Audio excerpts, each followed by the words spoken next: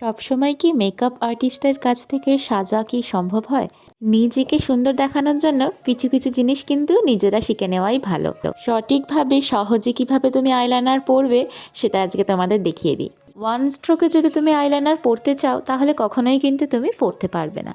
তাই যদি সামনের পার্ট পিছনের পার্ট ভেঙে ভেঙে পরো, দেখবে আইলাইনার পরাটা কিন্তু পারফেক্ট হয়। প্রথমেই বলছি, যেখান থেকে তুমি উইংসটা তোলা শুরু করবে সেখানটায় প্রথমে একটা ডট দিয়ে নাও। সেখান থেকে প্রথমে ওপরের লাইনটা টানো, তারপরে চোখের কোণ থেকে একটা লাইন তুলে সেই লাইনটার সাথে জুড়ে নাও, হয়ে যাবে তোমার উইংসটা।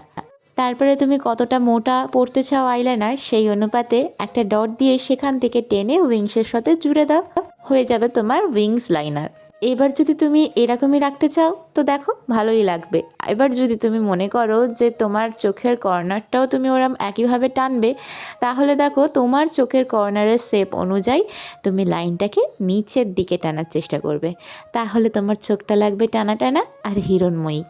আর হ্যাঁ, যদি ভুল করে তোমার চোখের কোণে এক্সট্রা কোনো লাইন পড়ে যায় তবে কিন্তু সেটা সঙ্গে সঙ্গে মুছতে যেও না, সেটাকে একটু শুকোতে দাও, তারপরে শুকনো কাপড় দিয়ে মুছো।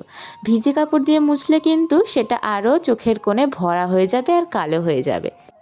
তো দেখলে কিভাবে সহজে পারফেক্টভাবে আইলাইনার পরা যায়।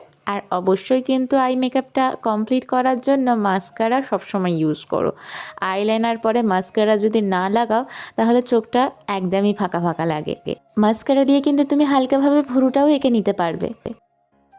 কোনো প্রফেশনাল ছাড়াই তুমি নিজের একটা সুন্দর খোপা তৈরি করতেও পারবে, সেটার একটা টিউটোরিয়াল দিয়ে রাখলাম। ভালো লাগলে লাইক করো।